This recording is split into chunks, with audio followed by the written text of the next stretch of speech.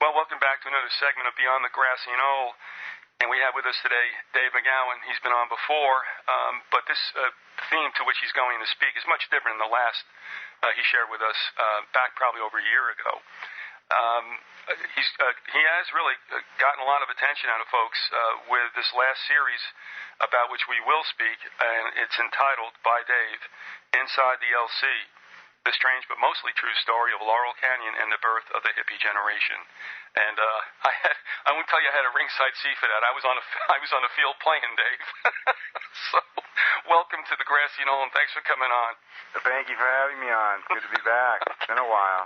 Yeah, it has been, and thanks for coming. And hopefully we can do a couple of shows with this, because just as you've said yourself, this topic, it is labyrinthine. I mean, it just goes all over the place. And we've had that kind of same feeling with Adam Golightly and Andy Colvin with what they've covered. It is absolutely fascinating, and you think it's over, and it's not over by any means, and that's exactly what you're dealing with right now. Now, the series is just 4 parts long, but what would you guess might be a ballpark number of parts that this could turn out to be? I'm guessing probably a dozen at this point, but it's very much a work in progress. I'm still actively doing research and still updating my notes, and I mean, I just have tons and just pages and pages and pages of raw notes that I somehow or other have to try to shape into the remainder of this story. It's hard to say at this point, but I would guess that it'll probably run at least 12 installments. Now, pardon the pun, but would you consider Laurel Canyon the epicenter of something? Oh, absolutely. Absolutely. It was definitely the epicenter of something. Exactly what, I don't know. And which I got to say came as quite a surprise to me, actually, because I don't know if you know this, but I could walk out the door right now and get in my car and be in the very heart of Laurel Canyon in like 15 minutes from my front door. And I've lived within a half an hour of it my entire life here in the LA area, and I've actively been researching this kind of stuff for I don't know, a good 10, 15 years, and yet I knew nothing about this place or the significance of it up until like a year or two ago. I knew absolutely nothing about it, and yet here it is right in my own backyard, and completely unknown to me and to just about everybody else in the quote-unquote conspiracy community. It's known to some degree to people that are real hardcore rock and roll aficionados that really followed this stuff through the 60s and whatnot. But the importance of it is not generally known at all. I mean, I drive through. I've been driving through it all my life to get to work. It's an easy way to get from the valley into the west side of LA. Either Laurel Canyon, Coldwater, and whatnot, and I've been driving through it off and on my whole life, and yet never had a clue that there was any special significance or any special history that this place had. Let me just ask you, with using the Hollywood Bowl as a reference point, where is Laurel Canyon in reference to that? For the Hollywood Bowl? Yeah, anywhere near it? Kind of, sort of. It sits right above the Sunset Strip, what is known as the Sunset Strip, which is the section of Sunset Boulevard that used to be sort of an unincorporated strip that was like speakeasies and brothels and whatnot, and then later became this big club scene. But it sits basically right above West Hollywood, West LA area, and from the north it empties out into like Studio City, North Hollywood area.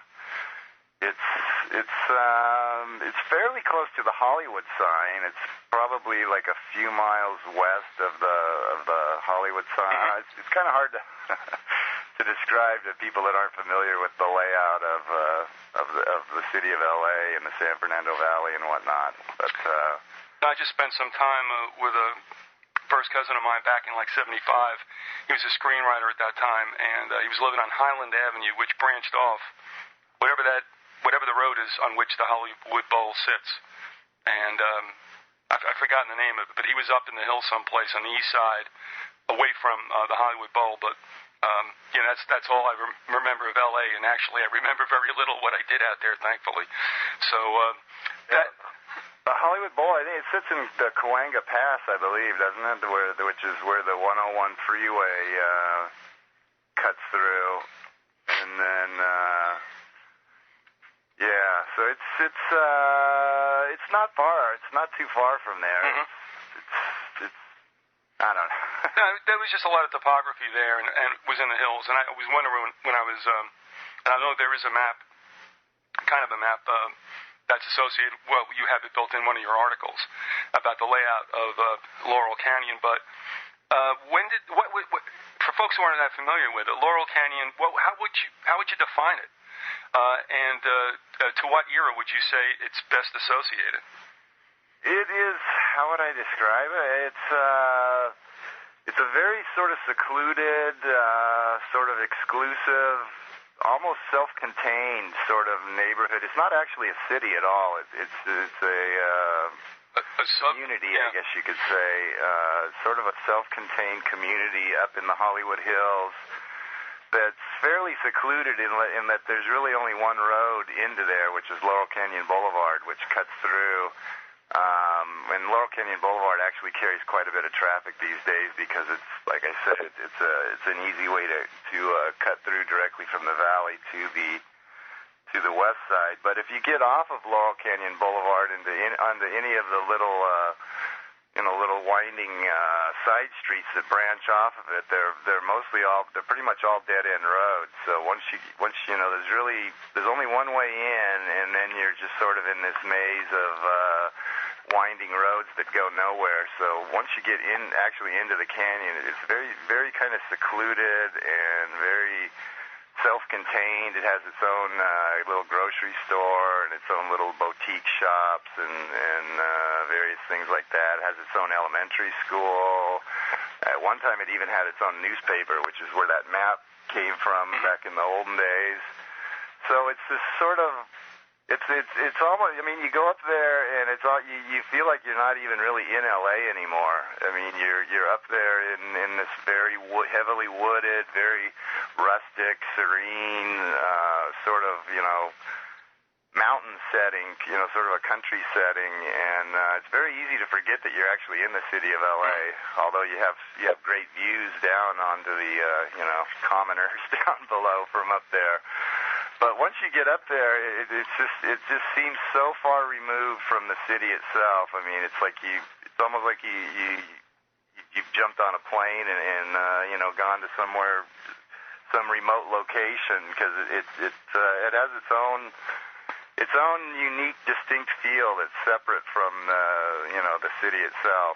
Well, now I had asked you to what era that area is most associated with. That's really not a fair question, because that place has always been the place to be, so to speak, from the 20s with I guess the Hollywood film starlets and such, right up through the 60s and 70s, which you deal the most with. But isn't that the reason why, too, that it is a self-contained place? You don't drive through Laurel Canyon. If you're going in there, you're going in there to see somebody. You got business.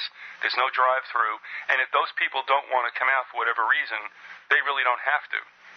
Yeah, pretty much. I mean, the Laurel Canyon grew up with the film industry. It was developed in conjunction with the onset of the movie industry. Yeah, and from the very beginning, that was one of the main the people that flocked to the canyon were a lot of the early movie stars who could get up and have privacy and seclusion. You're out pretty much, in the boonies is the feel of it when you're up there. You feel very far removed from the city, and so it definitely had an attraction for the movie people who wanted, the privacy and the, to get away from it all, so to speak. So yeah, it's always been it's always been a favored place for the Hollywood crowd ever since its earliest development back in like 1913 is when development really first began on it, and right from the beginning, I mean, some of the earliest residents were like Tom Mix, Harry Houdini, Wally Reed, all these big name, Ramon Navarro, these big the big Hollywood icons of that day, and it's been like that ever since. I mean, if you look at every decade since then, you've had people like W.C. Fields and Robert Mitchum, and in the 50s you had all these young, the young stars like James Dean and Natalie Wood and Dennis Hopper and Sal Mineo, and yeah, it's been an exclusive sort of, very, very upscale retreat, for people with money, including the Hollywood crowd, since its inception. And you really, you do provide a bit of a history, just as you've given us now in that series, but you deal with it mainly as some kind of really epicenter for the 60s and 70s rock and roll scene. That's when it really, that was kind of Laurel Canyon's heyday, from like the, say, mid-60s, from like around 1965 through the late 70s up until almost like till 1980.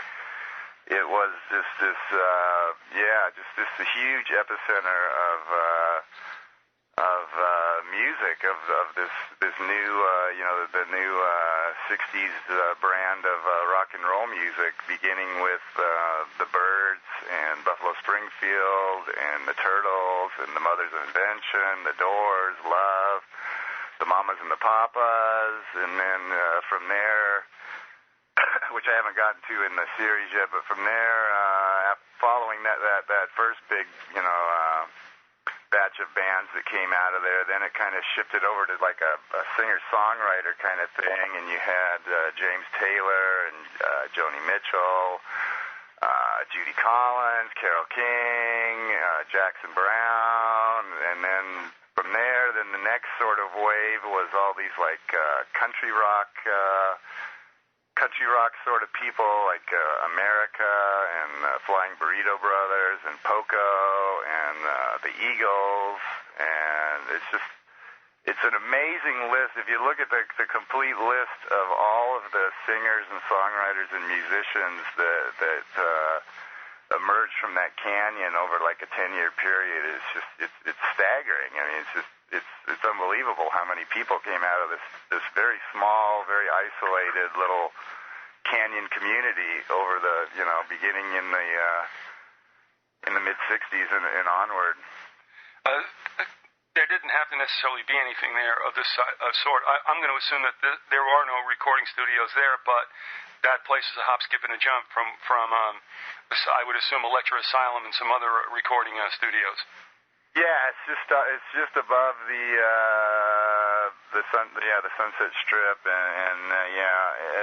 but there wasn't a huge amount of recording studios and whatnot before the big influx of bands. They actually kind of, in a big way, they kind of created the LA music scene and made it what it is today. Made LA the epicenter of the music world. That's one point that I made in the series, is that they weren't coming here because this was the mecca for musicians. They made it that. Mecca music, right? All of these Asylum Records was actually started here by David Geffen, who signed up a lot of these people, and a lot of these record companies. They were mostly based in New York at the time, and some of them didn't even have West Coast representatives when this whole scene started to break, and they had to kind of, get people out here to start signing up all these bands. But yeah, there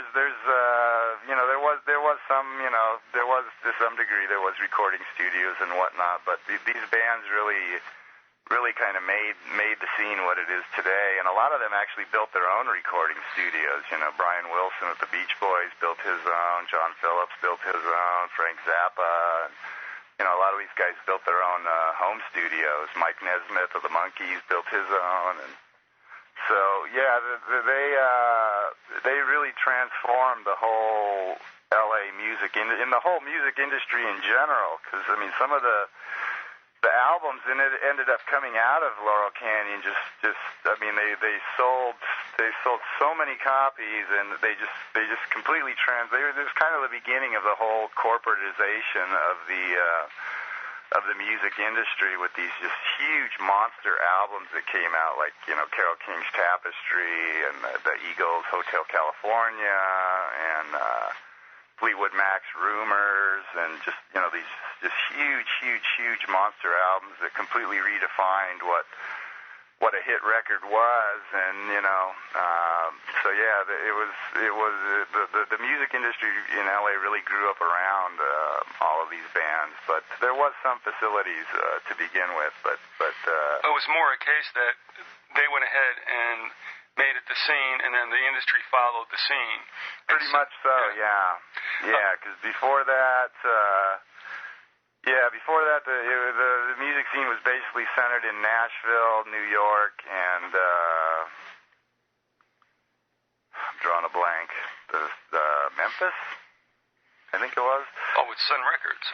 Yeah, and LA was just sort of a real a minor player. You know, LA was the movie. You know, they had the Hollywood. They had the motion picture industry pretty much centered here, but the music industry really wasn't until like the late '60s. I just read the other day that prior to that, like in 1963 or something, of the number one songs. Of the songs that hit number one and for that year, like something like 26 of them came out of New York, and like 3 of them came out of LA. And within like a few years, those numbers had like completely reversed, and LA had become by far the dominant music producer, the music capital of the country, of the world, pretty much. It also seemed to me that one of the places to be seen out there as well, or at least to perform, a club, I guess, that comes up time and time again, is the Troubadour. Doug Weston's Troubadour, the Whiskey A Go-Go, the London Fog, Pandora's Box, Ciro's. There was a whole the Losers Club. Yeah, the Troubadour was one of the big ones. That was the Troubadour is really where the whole country rock movement got started, beginning with Graham Parsons and his Flying Burrito Brothers, and Poco, which was kind of an offshoot of Buffalo Springfield, and carrying through to the Eagles, who made it this huge commercial force that it was. Basically what the Eagles did was take this pioneering work done by Graham Parsons and Chris Hillman and others, and turned it into this big commercial huge corporate the huge corporate entity that it now is. In fact, I still remember that there was kind of a protege that was going on, where the Eagles protege Jackson Browne, and Jackson Browne protege Warren Zevon. And this thing, I want to tell you also, this is very reminiscent of the liner notes that I read in The Best of Carla Bonoff, when she breaks down how things were going out there, because she was involved with a lot of those same personages, and of course all the main players, if you remember, from the Electric Asylum, I guess you would call stable performers, like Kenny Edwards, and Russ Kunkel and Andrew Gold and all them. And she reminisces about having a $200 a month flat out in San Fernando Valley. So, but in those liner notes, she talks a lot about the same things that you're speaking to, also about how things were back in those days. But there's also something else that's kind of curious as far as commonalities go with rock and roll, with Laurel Canyon, and also with a lot of these stars, rock and roll stars, having been sired by family members, a spouse or so, that was in the military intelligence complexes. Yeah, to uncanny degree. There's a lot of them there's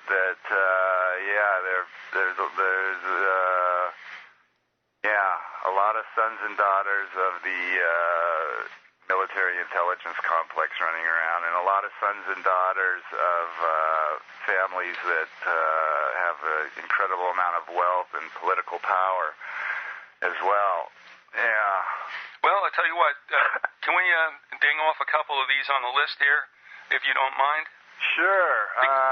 Where do we start? Well, yeah, I was going to say with Jim Morrison, who nobody would associate with being the prodigy of some heavy military folks. In this case, his father was a big naval guy, was he not? Yes, he was, and yeah, that's one of the ones that seems to shock a lot of people. I've gotten more responses concerning Morrison than anyone else. He has some very rabid fans who are bound and determined to defend their man, which I can kind of understand. But yeah, Jim Morrison was the son of a U.S. naval admiral, and not just any U.S. naval admiral, but the one who was actually in command of the fleet of ships that was involved in the so-called Tonkin Gulf incident, where two of our ships supposedly came under attack from North Vietnamese forces, but later it was basically acknowledged that it never even happened, that they basically made the whole thing up and used that as the pretext to greatly escalate the war. And immediately following that, of course, was the Tonkin Gulf Resolution, which gave the president, pretty much unlimited powers to wage war. And right after that, we began massive bombing campaigns that didn't stop for years. And we almost immediately began shipping the first uniformed ground troops over there. And within a year of that incident, we had 200,000 men already over there in country, more in 1 year than we've built up in over in the Middle East in 5 or 6 years, or however long that nightmare's been going on.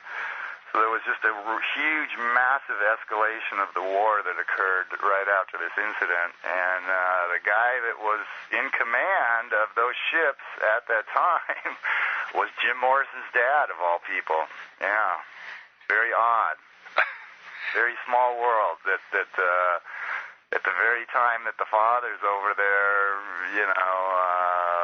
working to create this pretext for a full-scale American immersion into that war, the son's over here positioning himself to become this huge icon of the anti-war movement.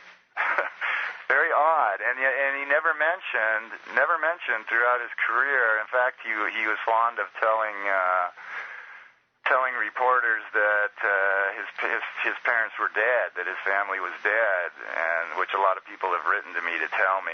They say, well, you say that Jim Morrison never spoke out about his parents, but he used to tell interviewers that he was dead, and the reason that he did that was because he felt that they were dead to him. Symbolically, they were dead to him, and he wanted nothing to do with them.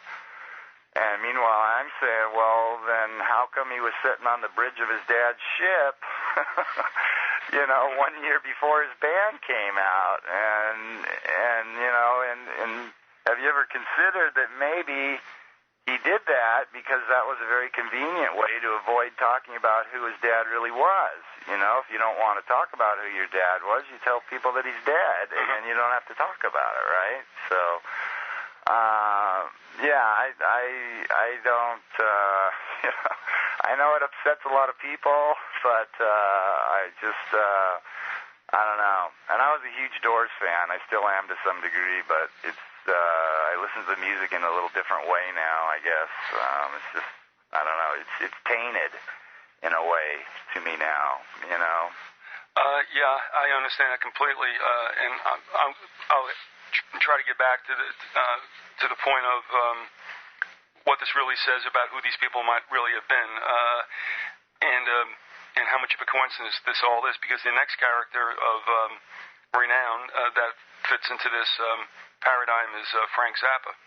Yeah, Frank Zappa was a hugely influential character in Laurel Cabin. For a while, he occupied the sort of what was sort of a communal house throughout the mid to late 60s, which was Tom Mix's old log cabin, which, despite the name, is not like what you'd expect a log cabin to be. It was actually this huge, massive 5-level former roadhouse/tavern, and which he holed up in for a while, and that was sort of the major gathering spot for Laurel Canyon royalty. I mean, anybody who was anyone stopped by the log cabin, and even though his band was never hugely commercially successful, he was very influential among his peers, and he started up his own record labels and signed up a lot of the bands. You know, a lot of people probably don't realize that he's the one that signed Alice Cooper and launched his career, and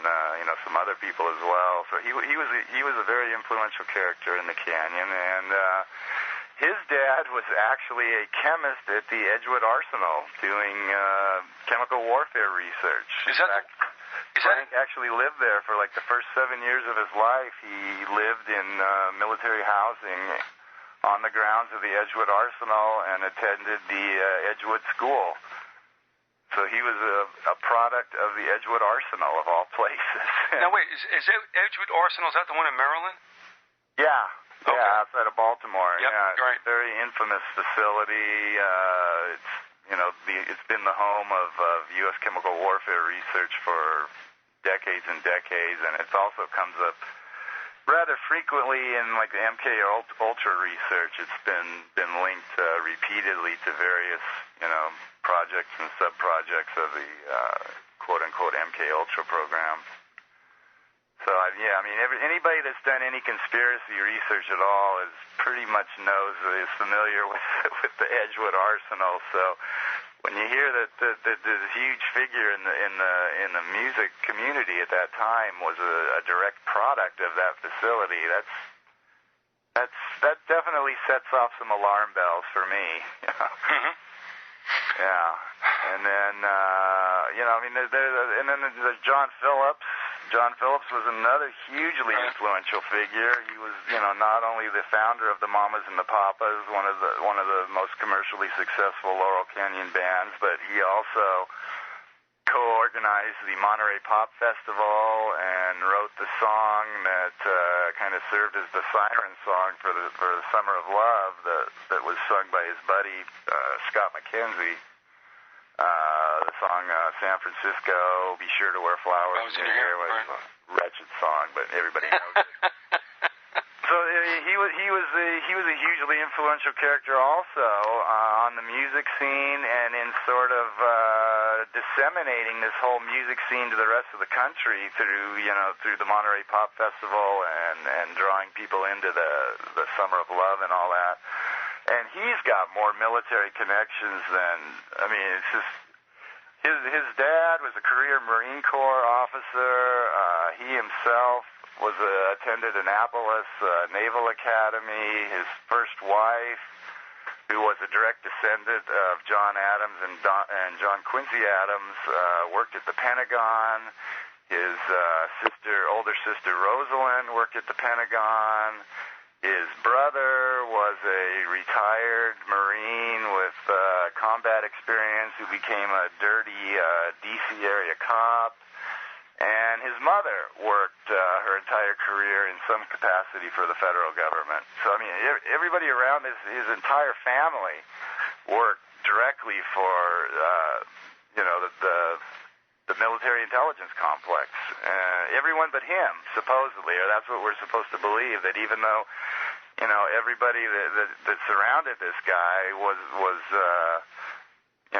employed by the Defense Department in some capacity, and even though he, you know, attended military academies and graduated from Annapolis and, you know, had all these other strange, biographical details that, you know, we're supposed to believe that he had nothing to do with any of that, you know, which I find a little hard to believe myself, especially when you considering that he's just one of many of the people in Laurel Canyon that had that kind of background. I mean, if it was just one or two of these guys, maybe you could overlook it and say, you know, okay, that's a coincidence, or, you know, this guy went into this career because he's rebelling against his parents' values, blah, blah, blah. But when you come up to it time after time after time after time, it kind of gets a little difficult to just sort of, write it off as a coincidence or an aberration or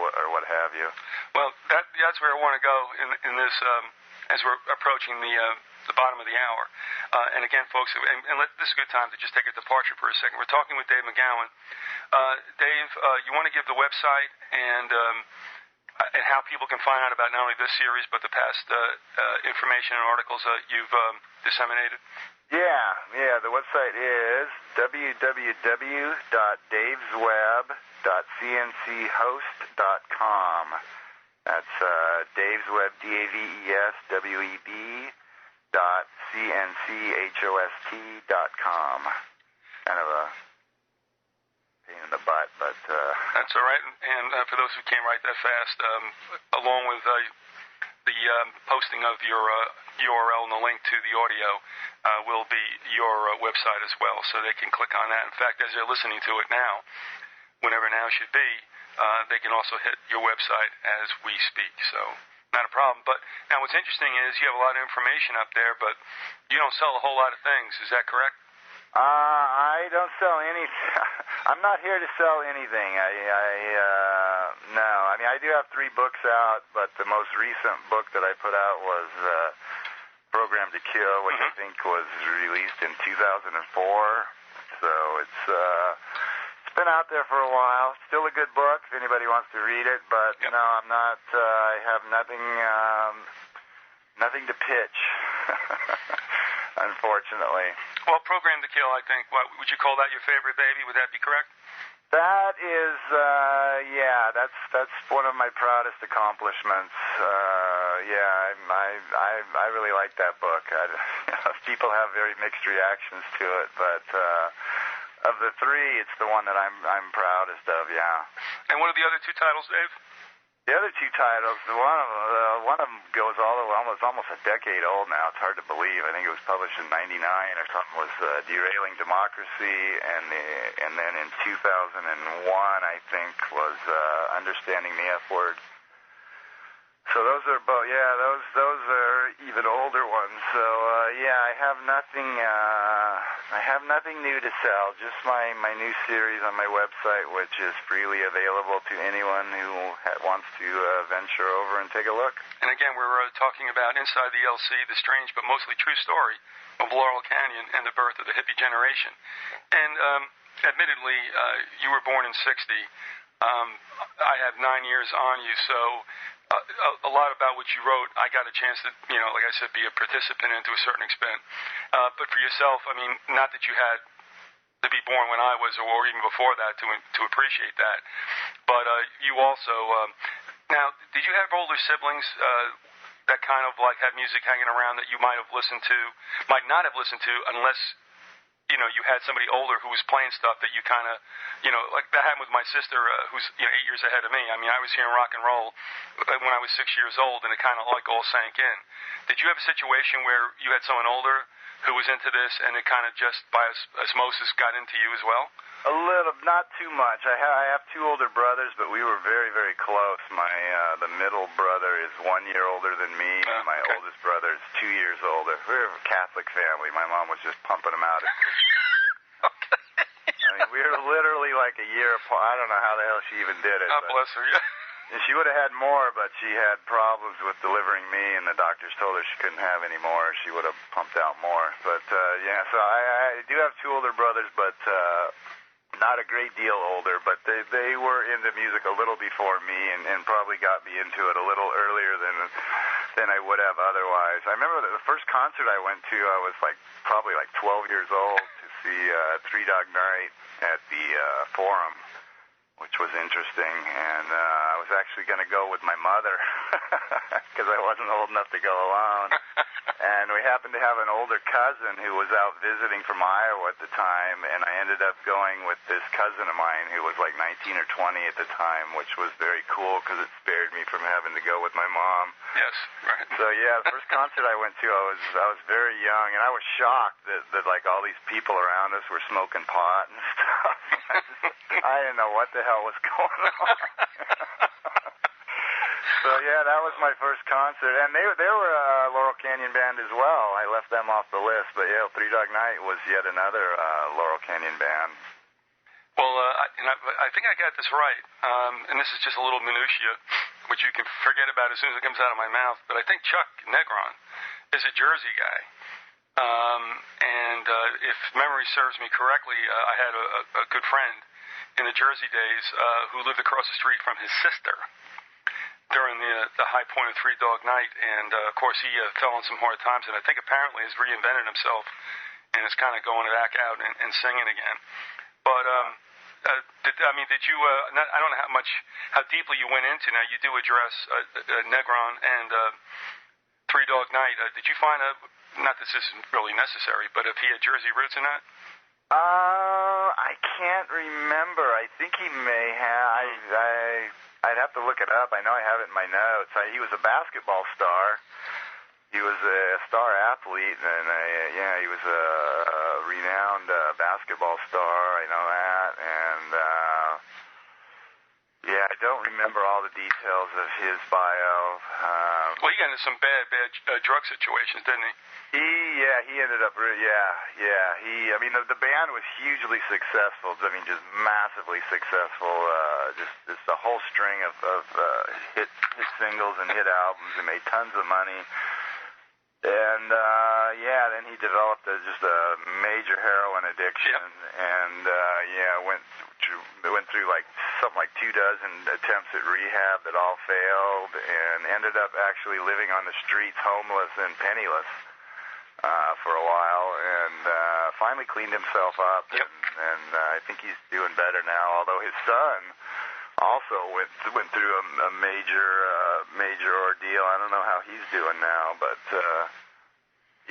he definitely fell on hard times and almost ended up bludgeoned in the Wonderland house, according to his own account. According to his own account, he was a regular buyer from that house and had set up a buy that very night, but because he was already trashed, he fell asleep and never made it over, or he might have ended up one of the bodies on the floor of the Wonderland house. He definitely hit some bad times. So Negron might very well have been in the Wonderland house when Manson's posse descended upon them. Well, it wasn't Manson. It was actually Eddie Nash's posse in the Wonderland house, and including John Holmes. That's an interesting story in and of itself. But yeah, that happened in Laurel Canyon. A lot of people probably don't realize that. Wonderland Avenue runs right through the heart of Laurel Canyon, and it's kind of odd that what is considered to be the most brutal mass murder in LA history, occurred in this exclusive, remote, very serene, rustic neighborhood. Played host to the most brutal murder in the city's history. Now, is that account chronicled in any kind of movie? Was there a movie out there about? It's a Well, it was fictionalized in Boogie Nights. The incident was sort of fictionalized in the movie Boogie Nights by whatever that guy's name is, the guy that did the... Marky Mark? No, I think it's the director. I can't, but it's handled in a much more literal, realistic fashion in a movie called Wonderland with Val Kilmer. Right. That gives a few different versions of the crime from different people's perspective, and kind of leaves it to the viewer to decide which one or which combination of ones is the truth. Yeah. So Chuck Negron was a regular visitor there, and his bandmate Danny Hutton lived right down the street. He lived on Wonderland Avenue. A whole bunch of them lived on Wonderland Avenue. That band, did you know that band, by the way, was basically formed by Brian Wilson of the Beach Boys? No, had no idea. No, not even a connection.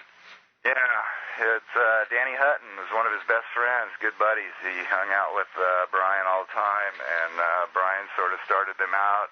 It was originally called Redwood, and he recorded their original demos and got the three guys together, Hutton and Negron and Corey Wells. And he was the original driving force behind Three Dog Night. Strangely enough, was Brian Wilson of the Beach Boys. Well, that's another whole story too with the Beach Boys, and I won't go into that right now. But yeah, Dennis Wilson, and and then Brian frying his brain for the most part, and some of the stuff they were involved with, and there's another character in there too, Terry Melcher, right? Isn't that Doris Day's son? Terry Melcher, he was a big player in the Laurel Canyon scene. Yeah, he produced the Byrds, the first big Laurel Canyon band. He produced a lot of the albums that came out of there, and was closely associated with a lot of these musicians. Good buddy with Dennis Wilson, him and Wilson and Greg Jacobson, his right-hand man, who was married to the daughter of Lou Costello, the old-time comedian. They were, the three of them, Wilson and Melcher and Jacobson, were major players in a lot of this stuff, and they called themselves the Golden Penetrators, by the way. That was the nickname that the three of them gave themselves, and I'll leave it to your listeners to figure out why. Well, that's right up there with the Honey Drippers, so... the three of them, and of course their fourth buddy, Charlie Manson, who was very much a part of the whole scene, and was very close to Melcher and Wilson, and lived with Wilson for the summer of '68, and had visited the Cielo Drive house with Terry Melcher, who lived there before Polanski and Tate, and that whole. I haven't really got into too much of that yet, but that's a whole other thread that runs through this story. Is the whole Charlie Manson angle and all of the people that he was connected to, and particularly Melcher and Wilson. Okay. Also, that number is very large among the Laurel Canyon alumni. Are two very heavy hitters who joined together but came from different beginnings. And let's take them one at a time. First, the two of them were Stephen Stills and then David Crosby. But let's take Stephen Stills first. That's another an aha about where he comes from. According to what I've read, and I've had a little more trouble digging up biographical details on him than some of the other guys, but from what I've gathered, his father was a career military.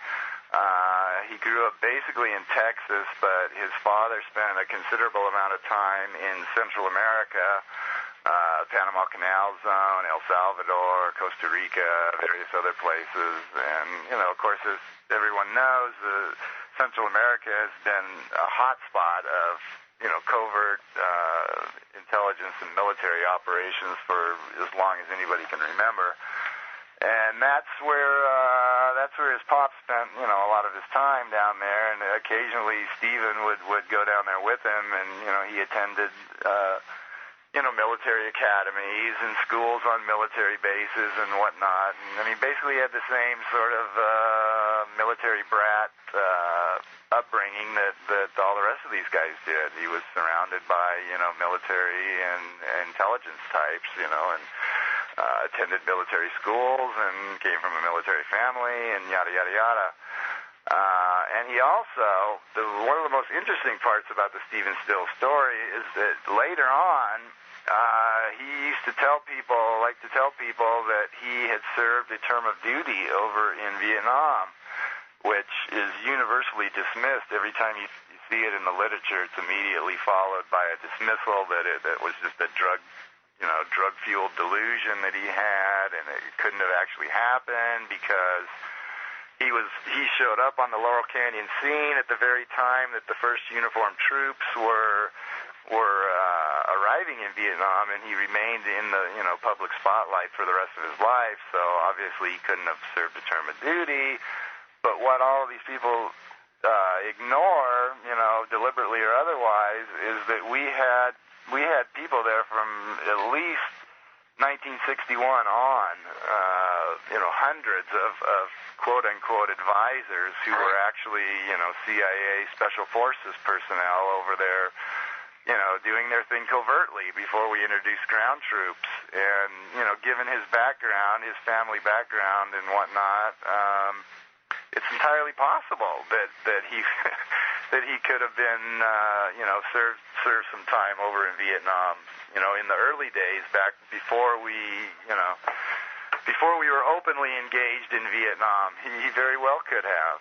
And that's what he told people, and of course nobody wanted to believe it. But to me, it's entirely feasible that he could very well have done that. So that's Stephen Stills.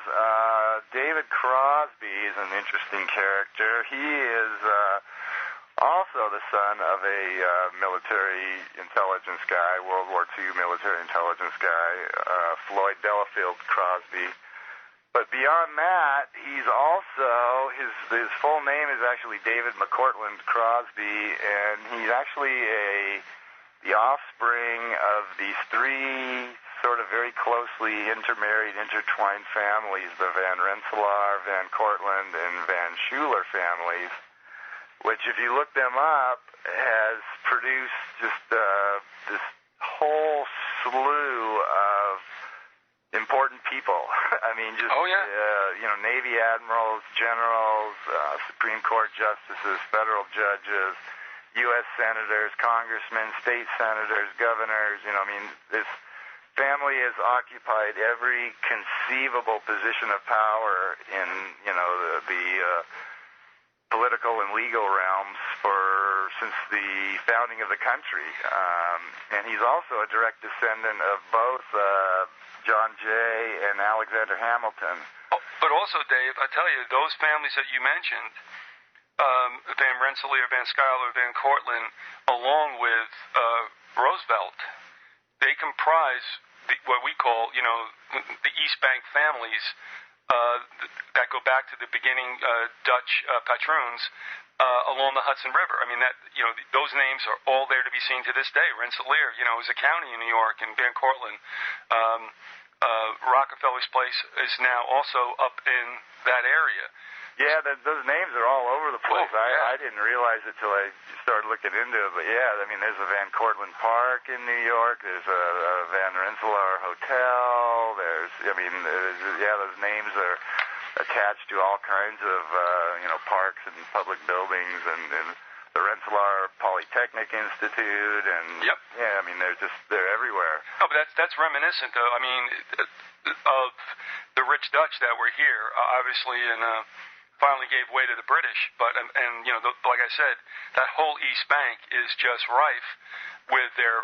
You can go there and go on their estates, and also another one that's involved in that is Vanderbilt. So that was some kind of neighborhood on the east side of the Hudson River, and that extends right up through that Albany area, where again where Rensselaer County is, and also Rensselaer Institute. So that's some family to be hooked into, and Crosby's in that bloodline, is he not? Yeah, absolutely. It's he carries the name. He's definitely in the line of descent of that family. Absolutely, yeah. And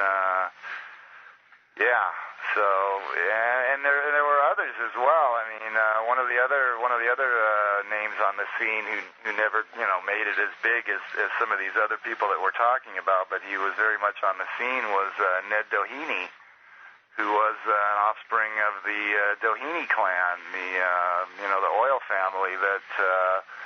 For those of you who've seen the movie There Will Be Blood, the book that's based on oil was actually inspired by the senior Ned Doheny, and so the homicidal Daniel Plainview character is actually based on Ned Doheny, and it's a very extremely wealthy family. They built what back in I think the 1920s they built the Greystone Estate, which is said to be the most expensive private residence ever built in Los Angeles County. This is a hugely wealthy family, wealthy and powerful family, and one of their offspring, Ned Doheny, was another member of the Laurel Canyon crowd. And Graham Parsons also, his family owned something like a third of all the citrus groves in Florida and Georgia. It was just massively wealthy family. And he was another member of the Laurel Canyon royalty. So yeah, if you go down the line, that's what you find. You find either military intelligence background or just these hugely wealthy and powerful families, or both. Yeah, but Graham Parson too. That was such a strange episode with him upon his death. Oh, that was just, very bizarre with the whole Manson connection through Phil Kaufman, and that was... Oh, well, even the way to dispose of his body, if you remember, that nearly got a whole bunch of other rock and rollers indicted, when they burned his body out in the desert. Yeah, they kidnapped his body, I don't know if kidnapped is the right word, stole his body, whatever it is. Well, they said they were executing, bad choice of words, his wishes to be cremated in the desert. Supposedly, yeah, and the whole story is just weird because he was under like LAPD guard, and these two disreputable characters, Phil Kaufman, I don't remember who the other one, pull up in like this beat up old hearse that they had gotten somewhere with like broken windows and all that, and just supposedly just snatched this body like right out from under the nose of the LAPD, and then took it out to Joshua Tree. And, ritually burned it, like on the summer solstice or the equinox or some such thing. All masterminded by Phil Kaufman, who was the Graham Parsons road manager. But before that, he was a buddy of Charles Manson's in Terminal Island Prison. And later in the canyons, he hooked up with him again later. When they both got out of prison. Manson got out in 67 and Kaufman in 68. And, and this guy, this ex-con friend of Charlie Manson somehow managed to become the road manager for, like, the Rolling Stones and the Flying Burrito Brothers and all these other bands. I know, it never ends. Which is kind of, what the hell was that guy even do, Well, but yeah, he's the one that snatched Parsons' body and took it out and burned it. Which was just one of many weird deaths in the Parsons family, by the way. The entire family seems to have gotten bumped off over the years, one at a time. So, also, Graham Parsons is forgotten for the most part because he really wasn't on the tip of tongues back in the 70s either. But those of us who remember him as a seminal member of the Flying Burrito Brothers, which spawned off, so many artists that went into other groups. Rick Roberts with Firefall, Bernie Leadon, it goes on and on and on. Oh, yeah. Yeah, he was right on the cutting edge even before that, with his International Submarine Band, which was the band that he had when he first showed up in Laurel Canyon, and then that one disbanded and partially reformed as the Flying Burrito Brothers, along with, Hillman from the Byrds and Bernie Leadon, who would go on to the Eagles. Mm-hmm. Yeah, he was the sound that he came up with. He was hugely influential on the Rolling Stones too, in their country phase. The country honk and. Hence the song that he does is a tribute to them, Wild Horses, right? Yeah, he actually recorded Wild Horses before they did. It was actually released on his album before the Stones did their own version of it. And although it's credited to Jagger and Richards, it's pretty well. Assume that Parsons had a major role in writing that, as well as some of their other country-influenced songs that they had on whichever, I don't know, was it Beggar's Banquet, or I don't know, one of their albums was really heavily country-influenced.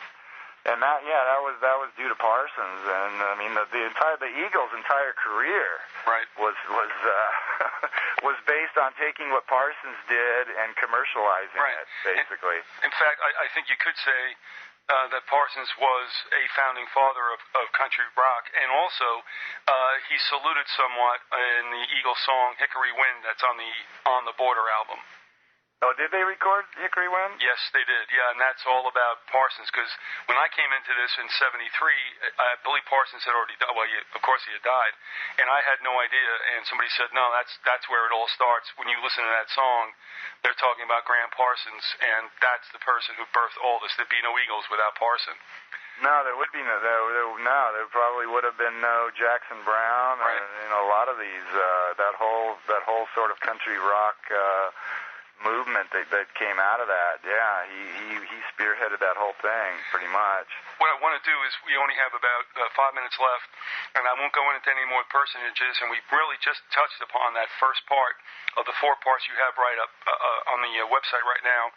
Again, the series is called Inside the LC, The Strange But Mostly True Story of Laurel Canyon and the Birth of the Hippie Generation. But I want to ask you an outro question. You can have the rest of the time to go ahead if you don't mind. We're hoping to see you back perhaps in a week or two, Dave. But, you know, when you look at these people, I'm going to play devil's advocate, another bad choice of words, but when you look at these individuals who come out of families who have a foot in heavily, if not both, into military intelligence work, whatever, government, now, if there's a conspiracy, I'm going to deal with that perhaps when we talk to you again. But I'm just going to ask you, is there a chance that obviously these individuals, these offspring of military government types, probably have some really good genetic material, a decent IQ? Could it be that they just, with their gifts, rebelled against mom and dad and went off on this thing? And I'll just leave it right there, because then there's other things we can talk about in another interview. What's the chances that they're just really gifted, had the best of the best, and chose perhaps to, and of course, obviously they had to have a musical inclination, otherwise this would not even, we wouldn't be talking about them. Yeah. What's the chances that they just said, you know, I mean, they're gifted, but mom and dad, I think you suck, and I'm going to do this? I think if it was just in a few cases, I think that there would be pretty good odds that was what was at play here. And in some of these cases, a few of the cases that may be what is at play. But it's very hard for me to believe that so many of them could have the same background, and that they could all just sort of magically come together in this one little remote spot perched in the hills above L.A., especially considering that a huge number of them came from the Washington, D.C. area. I mean, just an uncanny number of them came directly from the D.C. area. And it's very difficult for me to believe that it's just sheerly coincidence that all of these people just happened to come together in this one little isolated place, and almost all of them just happened to have the same sort of the same background if you dig deep enough.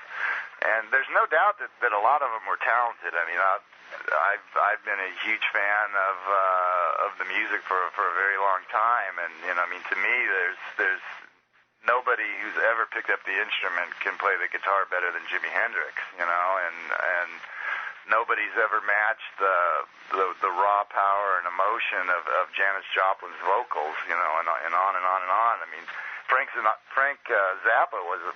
I'm not a huge fan of his music, but I can recognize that he was a incredibly talented musician and composer.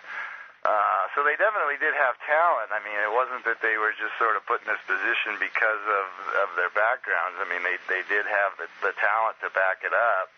There's no doubt about that. But my question is, were they the only ones? I mean, was there nobody else, Was there no just average Joes out there in the country that had this, that had the talent and the ambition to succeed, or was it only the people that had the connections who got the lucrative contracts and all the heavy promotion from the record labels and the radio stations and whatnot? Well, I tell you what, of course, I have to agree with you, and we'll get into that in a second interview if we could. But I at least wanted to throw that out there, because I guess that's what some debunkers would say. It's just like, hey, you have this strain of rather high-quality genetic material, and they're going to do what they're going to do. But I don't think you and I believe that at all. I don't believe that. Yeah, I mean, we talked about Graham Parsons a little bit. He also, his dad was a military officer, and he attended, military academies, and in the last few years of his life, when he went solo, his main collaborator was Emmylou Harris. That's who he worked with on his two acclaimed solo albums, and she was also the daughter of a career Marine Corps officer. And she grew up in Woodbridge, Virginia, which is home to the Harry Diamond Labs Woodbridge facility, this big, huge military research and development facility that just dominates the town that she grew up in. Well, familiar with that, by the way? Oh yeah, and I mean, and Emmylou, Grievous Angel, she was involved in that, I believe. I'm not sure. Is that right? I don't know. But Emmylou Harris, don't say it's not true. Not Emmylou Harris. I know. And well, I'll tell you real quick. Do you know anything about that Woodbridge facility? I looked it up. I'd never heard of it before, but it's one of the things when I find out where these people were born, I look it up on MapQuest and see what the hell. I'll tell you what. Honest to goodness, when I was in the bureau in the FBI, and I didn't last long, we were just all young guys then. Woodbridge was talked about, and what's interesting also, as an aside, is that Woodbridge also had a kick and bluegrass station that on the FM dial, which I listen to all the time. But everything in and around Virginia. I mean, Reston and Herndon and Woodbridge and Quantico and all that. I mean, the place is just crawling. It's like Spook Central. I mean, and that's where most of these. I mean, if you look, that's where most of these people came from. I mean, Morrison, Cass Elliot, and John Phillips all went to high school in Alexandria. Just on and on and on. Zappa was just right nearby there, and just outside of Baltimore. And Tim Buckley, and it just goes. One of the Monkees was. I mean, it's just amazing how many of these people came out of the Virginia suburbs lining Washington D.C. Just time after time after time. Yeah. When you go to the store, and actually during those days in the bureau, I lived both in Alexandria, the Rose Hill section, and then moved up to. I didn't like Virginia at all, and I don't think they liked me. And I moved up to Laurel, Maryland, where not Rockefeller. What's his name? George. Wallace got popped. We used to go shopping in the area where he was assassinated. Of course, he didn't die. But anyway, that whole section, when you go up to somebody there and you're dealing with someone, you never know who you're talking to. Even if you're in the 7-Eleven, when you just never know who anybody is, because that place is so rife, with military and intelligence type and government type. So, nobody is who they seem they are, and you got to be really careful, or like myself, not be, and then you don't stay very long in the bureau. Yeah. So Norfolk is a popular place also. There's a lot of these people lived in or around Norfolk, Virginia, which I guess is the home of the world's largest naval base. That's right. Oh yeah. Listen, I mean that whole area around there is and yet they all ended up on the other side of the country in this isolated little community up above in the hills above LA, and a huge proportion of them came right from that area that you're talking about, from Arlington, Alexandria, Norfolk. That whole Beltway or whatever they call it there. I've never actually been to the East Coast, so I'm not that. I only know what I see on the maps. Well, all those communities are outside the Beltway for sure, but I mean, it's just loaded. I mean, you talked about Edgewood, which anybody driving down 95 will. I don't know if it's the signs are still there, but I mean, it said there was an Edgewood Arsenal on 95, and then also when I lived in Laurel, I wasn't that far away from guess where, Fort Meade, and that legacy. So I mean, it's just a different place. But it's so interesting that some of these and a good deal of these rock and roll personages were spun out and wound up in the complete opposite area from where they had been. And that's from the East Coast to the West Coast and to L.A. and also up into San Francisco. And I'm thinking of another name, too. I don't think it's associated with Laurel Canyon, but I mean, John Denver, was he not also a military brat whose name was Dusseldorf? I believe he was. I haven't really looked into that because it's not directly related. But Laurel Canyon, right? I believe he was, and of course, there's been questions raised about his death as well. And we didn't even get into that in this hour about just this phenomenal number of these people or people closely connected to these people who died these very curious deaths at a very young age. It's astounding how many of these people weren't with us very long. No, didn't live to full bloom. Not even close. No, I mean they were just dropping like flies. It's uncanny. And also, we'll get into that in another interview if you wish. But it got to be so actually frequent that we kind of like how should I say, sardonically kidded around about who would we nominate for the all-time Dead band. And, and I don't mean Grateful Dead. I mean, it was just like there was just so many dropping off. I mean, like, so what's Heaven's band? In fact, I think, who was that? Bill Medley did a song about that, about all the people who had died, when it would be up in heaven or wherever they go and play. But, yeah, I mean, it was just like, what's going on? And that whole era, I mean, you were, probably, 8 to 10 years old. But, I mean, we had just gotten out of high school, and we're looking at all this completely crazy stuff.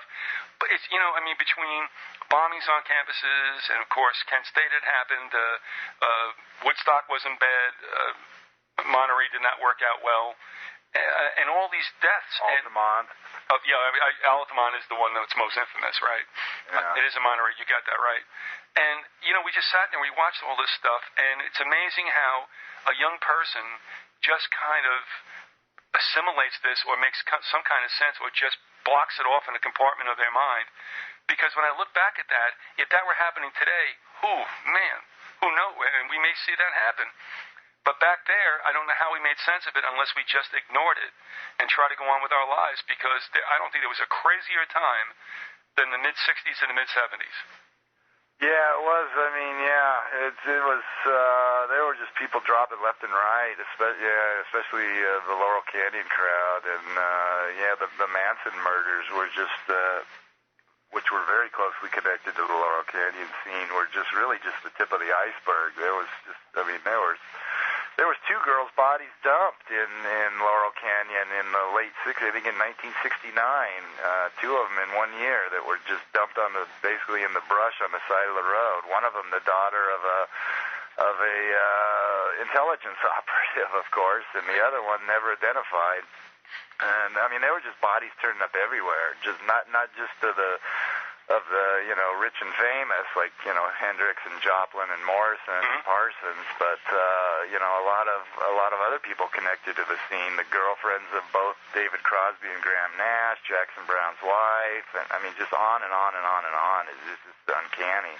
And uncanny is definitely the best word we can use for that, but it was strange, and very strange, and to this day, it exists as the same. All right, Dave, listen, thanks for the time that you spent with us.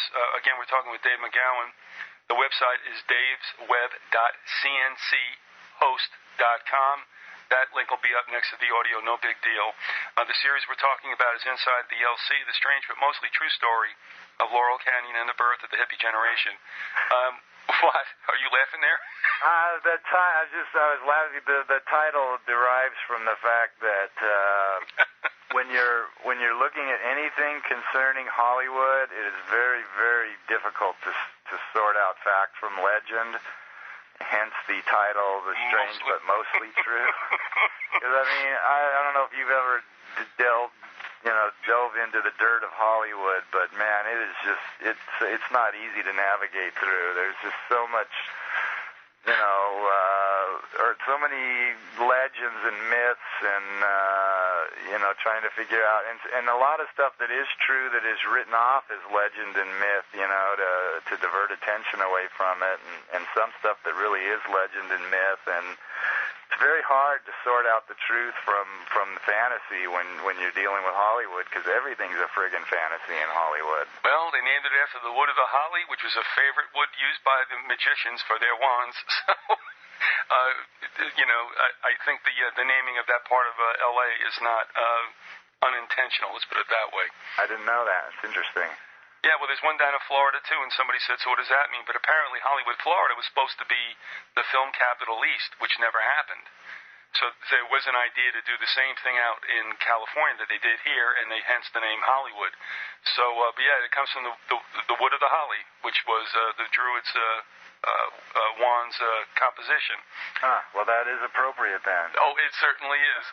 And so, and also reminds you too of like the movie Chinatown at the end. Although it's not a Hollywood thing, it's an LA thing based on fact with the water wars. And of course, when they had the last scene, the cop tells Nicholson, "Jake, it's Chinatown." Yeah. Nothing makes sense. Don't try to. Well, he was a big part of the Laurel Canyon scene too. I haven't even got into all that yet. The whole Young Turks angle with Peter Fonda and Hopper and Bruce Dern and Jack Nicholson and Warren Beatty and all these guys. They were a big part of that scene as well.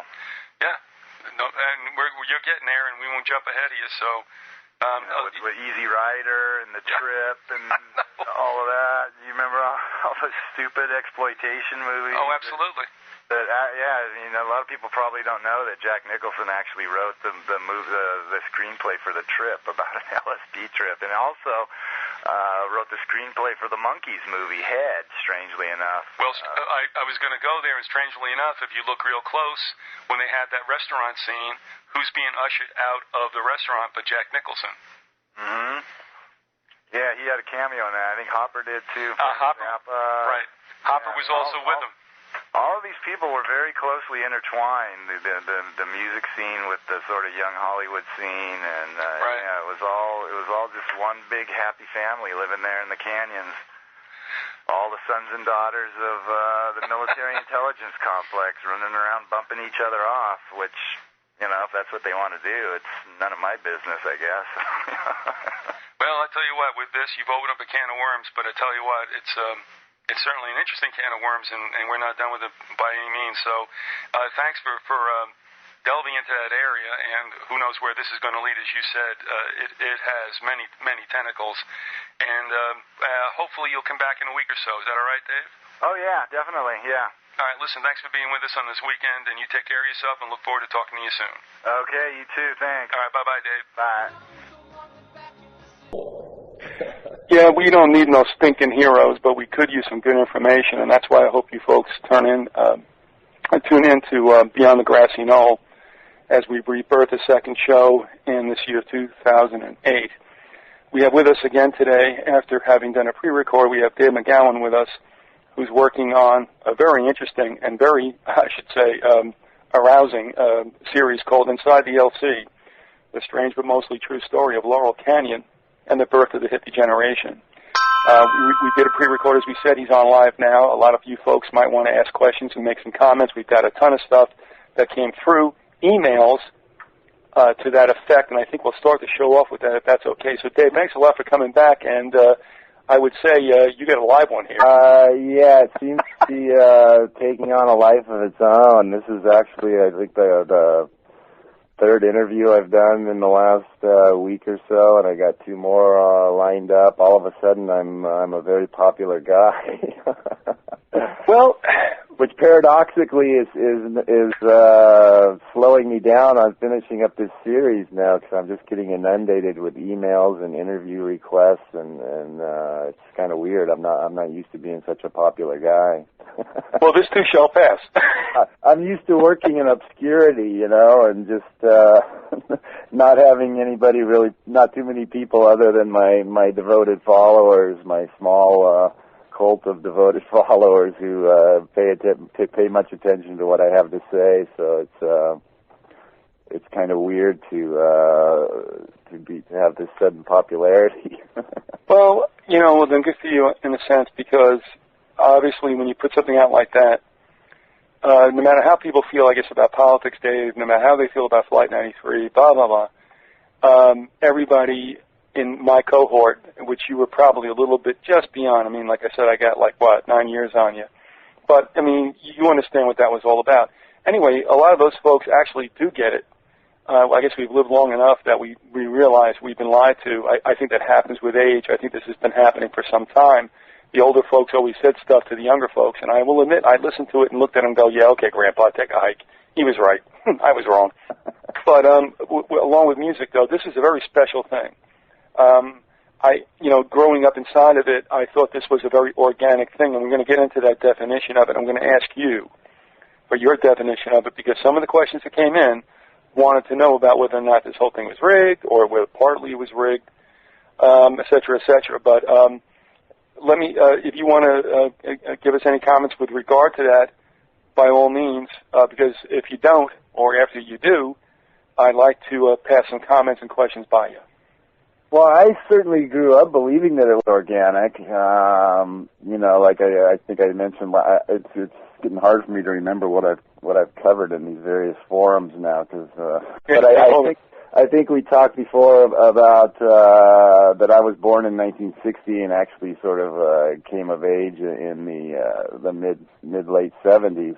But I always considered myself a child of the 60s, and that was the music that I listened to and the fashions that I wore. And, you know, I mean, I was wildly adept with my peers when I went to college, because it was like I started college I went to junior college, and I transferred to UCLA, I think, in like 1980 or 1981, which was the dawn of the Reagan era. And the whole campus was like filled with all these preppies, you know, wearing Izod Lacoste shirts and topside. And I mean, it was like the official uniform. And here's this 60s throwback wandering the campus, you know, in bare feet and long hair. So I totally bought into it. You know, pretty much my entire life up until maybe like, you know, 10 years ago, I started having my doubts and, you know, started reading things like Martin Lee's Acid Dreams and, you know, various other works that kind of called into question, you know, just how much of it was organic. But I always believe that at least the music, the soundtrack of the 60s was real and organic. And unfortunately, in the last year and a half, I've even begun to seriously question that, and that's sort of what brought about this series, which I began with a quote from Stephen Still's song, "For What It's Worth." There's something happening here. What it is ain't exactly clear. And I have to say that after close to a year and a half now of digging through this, it's still not, it still ain't exactly clear, but I'm hoping that by the time I complete this journey, it will have all come into some kind of a focus. All right. Fair enough, and let me run by you. This is a comment, and, you know, I'm not saying I agree with it or not. It doesn't make a difference. I mean, this is what the folks are thinking, and let me run this by you. Okay. That you guys started talking about a lot of these musicians from the 60s that were children of people in the military. It was real cool that you mentioned Jim Morrison. Before his name was even brought up, I said to myself out loud, yeah, such musicians like Jim Morrison. Then you guys mentioned his name. However, I had no clue that Jim Morrison's father was involved in the Gulf of Tonkin incident. That was real news to me. If this is true, then Morrison obviously knew what really happened there leading to the Vietnam War. Now, I'll stop right there. I don't really think he might have, but Dave, do you have any information to the fact that he did? And if so, does that make a difference? No, I do not have any specific information that he knew. I mean, he knew obviously that his dad was deployed in that arena. I mean, he basically saw him off. I have a picture of him on the bridge on the bridge ship with his father in January of 1964, not long before he shipped off to go over to that part of the world. The incident occurred in August of '64, so I mean it was just literally just months before the ship set sail. So he knew his father was there. He knew that his father was the commanding officer of the fleet that was there. So I mean, you know, I suppose he could have deduced that his dad was directly involved, but I don't have any specific information that. Well, no, I mean, and like I said, I can understand the individual running with that, and he might in fact be true. So let me finish up with his next paragraph. He said, more reason to prove that he was definitely murdered. All right, now hold that for a second. He probably spoke too much. Imagine being someone working in intelligence and knowing that there was a real famous musician out there in the world whose father was there at the Gulf of Tonkin. Obviously, this man's son would know the truth of what really happened, and his popularity would obviously pose a threat to national security. If this is true about Morrison, then it is final. He was definitely murdered. That's just to name a few, of course, what the people are talking about. But again, we really can't say. Well, I mean, you tell me. Was Morrison whacked, or did he do himself? Well, to my mind, there's two possibilities. If he did indeed die, when we're told he did, and bearing in mind that there was never any body produced, there was no autopsy, there was no service, they didn't even announce his death until he was allegedly in the ground. He was buried within 4 days, supposedly, despite the fact that he was a U.S. national and a very famous one. they cleared all the hurdles somehow and got him got everything done in his body in the ground within 4 days before it was even announced that he was dead. So by the time they had announced that he was gone, it was basically, but there's nothing to see here, don't don't bother coming around because he's already buried. There's no, nobody ever saw the body. There was no autopsy done, no service held. So the first question is, did he even die in Paris? Which is an open question in my mind. But if he did in fact die over there, then I would say that there's a very, very, very high chance that he was murdered, yeah. Also, you have to understand something as we go into this season, especially in Florida, which we've not had to worry too much about. But as dry as we've been, it is now the hurricane season. However, I just want to say to you folks on the East Coast, there may be some kind of disruption due to storms on the East Coast. This is something that we might have to live with if those things happen to visit us in Florida on Wednesday. So if you've got some issues that you might think are contributed to the weather, they in fact are. Anybody else who's trying to listen to the show, you can, if you're having a problem, go ahead and refresh and try to click in that way and tell me how you make out. Yeah, we really don't know about Morrison, but of course this isn't just an isolated case, but we'll get back to that a little bit later. Yeah. Morrison had also, he had told a number of interviewers, he had talked about sort of reinventing himself. He said he could see himself having a radical career change and sort of transforming into the same person. I mean, the guy was just, he was a bit of a changeling, and he had talked about basically just sort of reemerging as a completely different individual, completely different profession and everything else. So I think there's a lot of open questions about whether Jim Morrison really died over there in Paris. All right. We also have a caller, and let's take them now, Dave. Hello, caller. You're on. Oh. No. I got a message from the producer saying prank call, they are gone. That's okay. Let me just say this now, folks. If you do want to call in, you can do so on 333-9009. And when you call in, you're not going to get somebody who's going to hook you in as a screener. But if you call and then you start to hear the show, you are in and we will get to you. So you're not going to hear anybody say anything to you. You hear the show and you call in, you're there. So be that as it may. Also, let me just say this also, that you can also send emails to Vyzygoth@hotmail.com, Vyzygoth@verizon.net. You can use MSN-IM, the messenger, and that would be Vyzygoth. And again, we're hearing from people that things are a little crazy, but this is summertime. Well, for the most part, summertime in a lot of places in America, and certainly that is the case here in Florida. So, things will happen with the weather. If you get bounced out, it's probably due to that. Come back in if you can. If you're having a hard time listening to the conversation, then go ahead and refresh. Okay, and that's what I'm getting for the most part here. So, Dave, I have to do a little bit of maintenance here because everything's coming through on my screen. But on to a second item, if you would. And this is from a listener from over in Paris. Let's see. Okay, here's a couple of questions that being posed. Dave mentioned that only 2 years ago he was completely unaware of Laurel Canyon. Be interesting to know what tipped him off in that direction, his path to discovery, so to say. What do you think? It was actually a book that my eldest daughter got for me for Christmas, not this past Christmas, but the one before. A book called Laurel Canyon, written by a guy named Michael Walker. It was fairly newly released at the time, and it covers the Laurel Canyon scene. It kind of introduced me to the fact that this sort of remote, isolated neighborhood in LA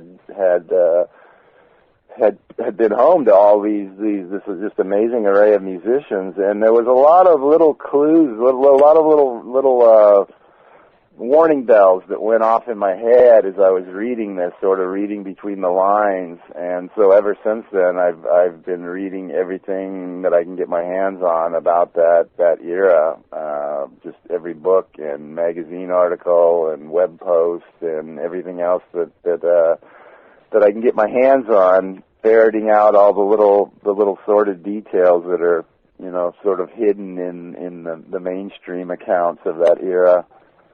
But that had to be something also, Dave, that you weren't really, you didn't need all that kind of priming. I mean, it was kind of probably there anyway, and this gave you a bit of a little bit of a trigger to go do it? Yeah, pretty much, yeah. But, I mean, the thing that just instantly drew me to the story and that was so fascinating to me is that it's so close to home, I mean. Oh, that's right, yeah. So close to me, and it's somewhere that I can actually go and visit. I mean, I can jump in my car and in 15, 20 minutes be at these places, seeing them for real, how they look today, and sort of getting a feel and a vibe for the place. So I was just instantly drawn to the story by a number of factors. And one of the key ones of which is that it happened right in my backyard here, and I didn't even know about it. That's that's the way things go. Yeah, I was kind of offended by that in a way that, I've been researching this. I've lived here all my life, and I've been researching this stuff for a good number of years, and yet they pulled the wool over my eyes on something that happened right behind my back, so that's... How dare they? I know. Yeah, exactly, how dare they. But it's always in your own neighborhood, you don't know what the heck is going on. Yeah. All right, we're going to go on with some questions and comments from Erky out in Paris. I'd like to hear both of your views on the relationship between the organic and inorganic. In other words, something was very real and authentic during the 60s, organic, and something was contrived, inorganic. How did one influence the other, and to what level? I'll stop right there. There's a third part to this, but you tell me what your take is, because I came to this of late also as to what might have been, rigged. What do you think about what really truly was an evolution, if you would, or a revolution, and what might have been also either injected into it or, something other that turned it down a side street? Any more and more, I'm of the opinion that what we think of as the 60s counterculture, which is the whole hippie, flower child, freak, whatever term you want to apply to it, movement. I'm really leaning heavily towards believing that entire thing was a fraud, every aspect of it from beginning to end, and that there was a whole series of very real movements that were budding in the 1960s and in the early 60s, a budding anti-war movement, a budding civil rights movement, a budding women's rights movement, a budding Black Power movement, through the Panthers and whatnot. And I think most if not all of those were very legitimate, and this whole sort of hippie thing just kind of moved in and overshadowed all of that, and sort of became identified in people's minds with what the 60s were all about. And so I think that whole aspect of it was a sham. What? That makes any sense. Well, you make a good point.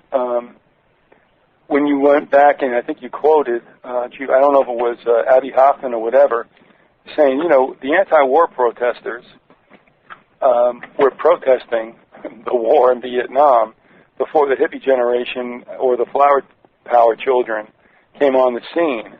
Now, that is not necessarily exclusive of what you said, so can we assume also that the real hardcore political elements were against the war, and then all of a sudden the love children come through and either kind of help or hinder what's going on? What's your take on that as far as what your research revealed? Yeah, I mean, basically the way that I understand it is that there was an anti-war movement underway, largely on college campuses, with professors and their students and whatnot, and but respectable people. And then the hippies kind of came in, and all of a sudden all the focus was on them, and they became identified as sort of the protest movement. And I think that was a very calculated move, because it's a lot easier to discredit and marginalize and a group of these long-haired, strangely dressed hippies with their peace signs and their peculiar music, and it was just, they were so foreign to mainstream America. They just looked like people from another world or something, and that made it much easier to marginalize what the anti-war movement that developed, because all the focus was on them. The media presented them as the face of the anti-war movement, the whole hippie generation, but they weren't. Or at least they weren't the ones that originally got the ball rolling, and would have kept it rolling. Mm-hmm. Everybody always says that the hippies stopped the war, the 60s counterculture stopped the war, and yada yada, but they didn't. No. It carried on for an entire decade after the hippies came along. It didn't end for an entire decade after almost close to 60,000 Americans had been shipped home in pine boxes. They didn't stop. I think they very much contributed to the extension of the war by diluting and taking a lot of the wind out of the sails of what would have been a very strong anti-war movement if they hadn't have appeared on the scene. I'm going to reserve a comment, but I want to go to the last component of this email. The individual writes, the idea that Jimi Hendrix and Jim Morrison were intelligence agents is absurd, at least to me. The idea that intelligence agents enter their lives is not. How do both of you see the interaction? Go ahead, Dave. Well, I agree that the idea that intelligence operatives entered their lives is not absurd. But these people frequently kill their own. Just because somebody gets whacked, it doesn't mean that they were one of the good guys. No. So I haven't really gotten into Jimi Hendrix too much at all. All I mentioned was really the unusual circumstances of his death. He was not a huge part of the Laurel Canyon scene. He identified with San Francisco, although he did spend time in Laurel Canyon, and according to some reports, he had maintained a home there for a while. But I haven't really focused that much on him. Jim Morrison, I think, is much more suspect than Jimi Hendrix as far as whether he was a covert agent or not. I'll have some more information for you that I want to run by it, but I want to at least vent what came to us through the listeners, because obviously, that's why we do the show. So let's do this. Now, I don't know if you want to go here, but I do want to go here. And, however you want to deal with it, that's fine. I just think it needs airing. We do a lot of things on symbology, Dave, and the bigger picture about, spiritual forces, if you will. I know that's kind of open-ended, but I'm going to just throw this out at you. Somebody wrote who was in Freemasonry, and he said, when I took my third degree in Masonry, we went through the story of Hiram Abiff and the three unworthy workers. And he goes on and on and on. But, I don't want to go through the whole, not that it's tedious whatsoever, but I want to get down to the kernel of what he was talking about. And that is, in Masonry, the Laurel branch, L-A-U-R-E-L, the Laurel, the bush, has a significant meaning in Freemasonry. Now, let me ask you this. I don't know if you've come upon it. I don't know if you will come upon it, or if you want to completely, dispense with it. But are we looking at a little something going on in Laurel Canyon that might have been dealing with a quasi-secret society? What's your thoughts on that? I haven't really looked at it from that angle. I'm not familiar at all with the what you were talking about. The symbology of Laurel, yeah. Yeah, that has not come up in any regard in what I've read so far. So I haven't not looked at it at all from that angle.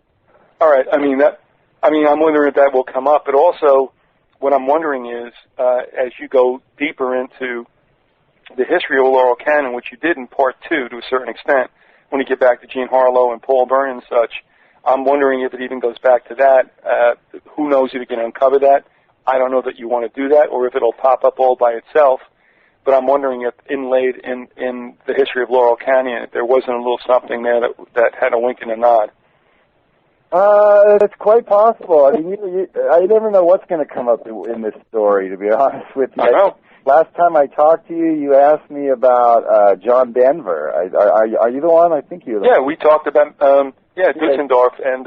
Yeah, and I said, I haven't really looked at that because he's not a part of, he hasn't come up in the story at all. Well, no sooner did I say that, the very next day he came up in the story, and sure enough, he moved to L.A. in 1964, and he actually joined a band that Roger McGowan, I believe it was, of the Byrds had been in. Same band as one of the Byrds, and turns out he was. He was present, supposedly, according to some reports, he was present at the infamous riot on the Sunset Strip, and I think it was November of 1966. And yeah, so he actually, come to find out, no sooner had I told you that he wasn't a part of it, than I came to find out that he was a part of it, and you were right, he's son of a career Air Force officer, I believe it was. And like a lot of other people in the stories, there's a lot of open questions about his death. So yeah, he fits right. Well, he fits right in with the rest of these. Same family background, same mysterious death. It's amazing how many people are rolled up into this story. People you wouldn't even, Glenn Campbell was very much a part of the scene, and these people that you wouldn't even, I know. It's just weird. The story just keeps getting bigger and bigger and bigger, and I don't even know what to do with it at this point. There's just so many tentacles pointing out in so many directions. It's like which leads do I follow, and how far do I follow them? Because then they branch off into other, So. Well, in fairness to you, if I remember correctly, you did not dispense with the fact that John Denver might have been part of it, but you said, good point, and we left it at that, and lo and behold, days after we spoke, you find out that, in fact, he was involved in the LC as well.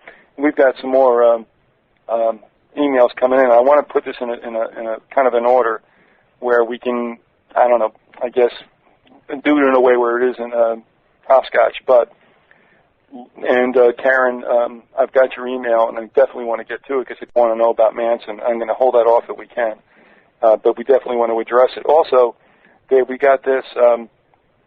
We got it from Larry. He said, I just finished listening to the show on Laurel Canyon in the 60s today, and it blew my mind. Well, gee, that's where it all came from. I had never given much thought to rock stars and their heritage of military intelligence connections. I knew about Morrison, but chalked it off to rebellion against his father, that he, lied about his parents being dead since he was ashamed of his father being a high-ranking military officer. Today, when all these icons of the 60s rock counterculture turn out to have military intelligence connections, then Dave's question was very appropriate. My question here, I guess, is this. What do you suppose the odds are that all of that just came purely together by chance? I think the odds are astronomical, to be honest with you. I haven't gotten into it yet. I'm going to in a future installment, but I can give you a little sneak preview. And that is another aspect of the story is the Hollywood Young Turks, what were known as the Young Turks angle, because they were very much the young Hollywood stars who were also very much a part of the Laurel Canyon scene. What year was that when the Young Turks had their bones?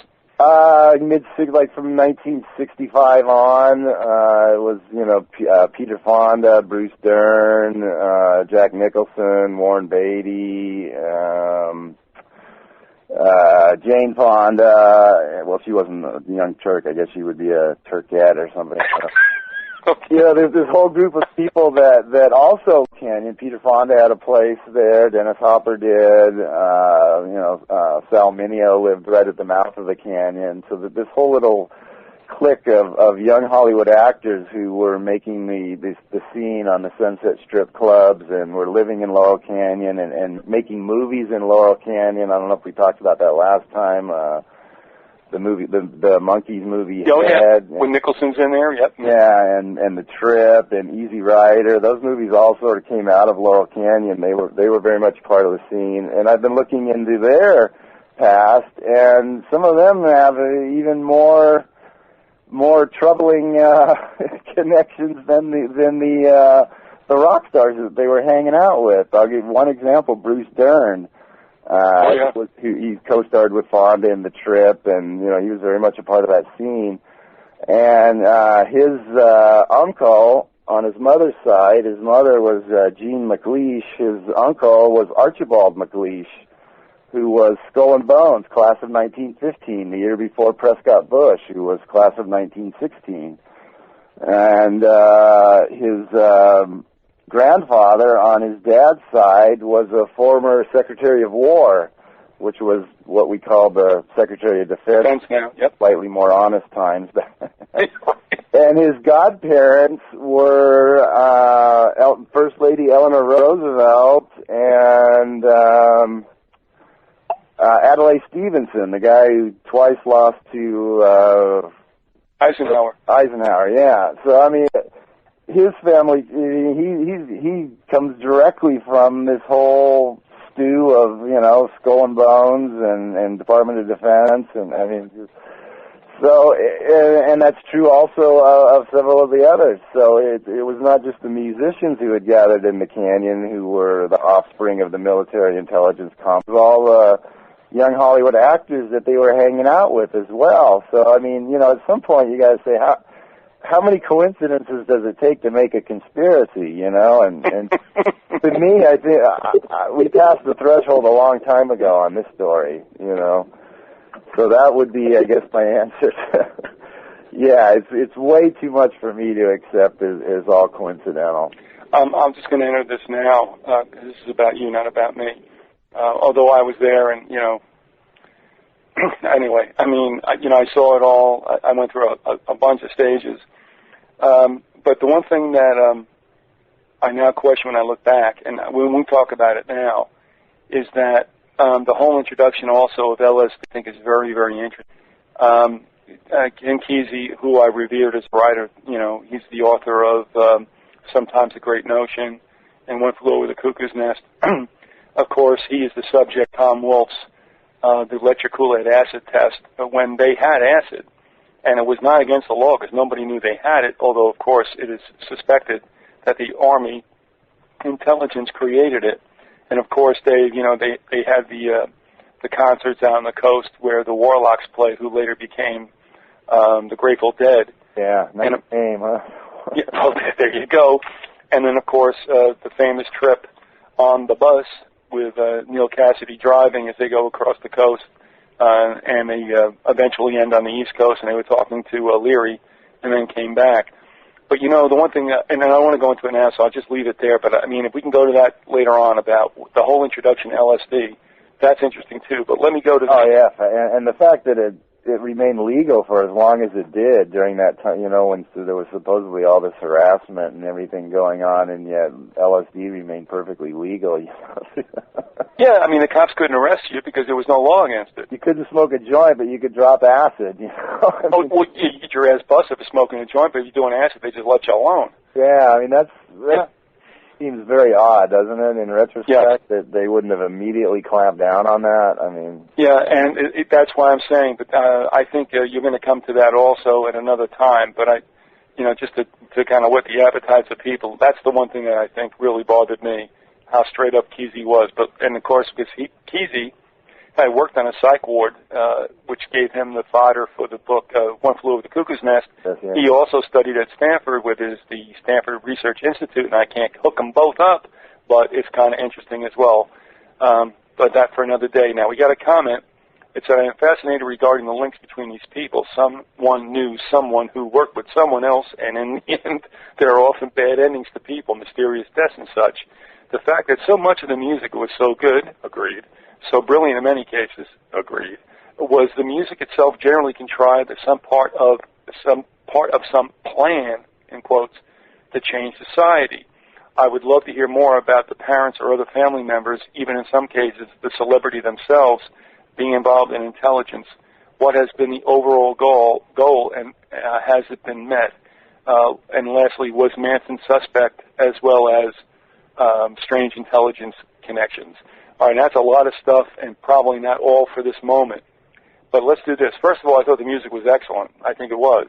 I firmly believe it. I still have the records in my collection. I mean, I mean, for a very long time after that, there wasn't anything worth listening to on the music. I mean, the music of the 70s and 80s was pretty much wretched, you know. I think the music was very good, and it stood the test of time. To what degree it was contrived, I couldn't really tell you, but you know, I would definitely agree that the music was it has definitely stood up to the test of time, in my opinion. And mine too. And again, but you know what this goes back to. And Dave, I don't want to spend any time on this. If sometime in the future you want to do something, that's fine, because we can't open this oyster right here. But I mean, we have treated the issue whether or not the Beatles were handled by a composer of some note who has gone like below the radar screen, and that would be Theodore Adorno, and whether or not they got together in England, because Adorno supposedly fled Germany prior to World War II, and John Colin and his Conspirators Hierarchy and some others put the Beatles with Adorno together so that they were trying to get something done. Now, that's like for another time. Just leave that where it is. But the fact that there is some kind of suggestion that rock and roll was being handled in some fashion. But, like, again, not for another time. But moving on to another question, and let me get back to this again. Okay. What about, if we can, as far as you've gone with this, let's just kind of flip over, because there's a couple of people that want to know how much Manson had a hand in what was taking place in that particular era. Well, he was very much a part of the scene. I mean, virtually all of the big name musicians that came out of there in that era knew him. Most of them don't like to admit it, but you know, some of them have. One of the guys from Canned Heat admitted that they used to party with the Manson family. You know, he auditioned for Neil Young. He auditioned for Jerry Garcia of the Grateful Dead. He auditioned for Dennis Wilson. And he was recorded by Dennis Wilson. He was recorded by Terry Melcher, Doris Day's son, who was producer of the Byrds and various other bands. And I mean, he was known to hang out at Moss's house. He's been reported to have been at John Phillips' house. Some of his followers reportedly lived at the log cabin that Frank Zappa was the ringmaster at, you know, late in 1968, according to Ed Sanders' book, The Family. I mean, he was all over the place. His fingerprints are all over that whole music scene. You know, I mean, you find references to him constantly throughout. He or one of his followers, particularly Bobby Beausoleil. Mm-hmm. I'm not sure if that's how you pronounce it. We were discussing that earlier, but which means beautiful son, by the way. He was very much a part of the scene as well. He actually lived in Laurel Canyon for a while and was the original rhythm guitarist for the band that became Love when they were known as the Grassroots.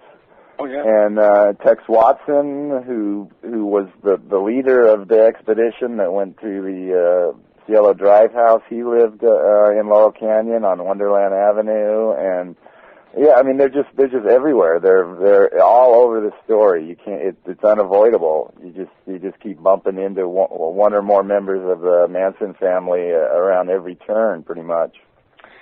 It is interesting, though, because it almost seemed, though, he was at least dignified to some extent as having a little talent. I don't think, I mean, from what I can remember, and this is a long time ago, I mean, the Wilsons from the Beach Boys weren't necessarily blowing him off.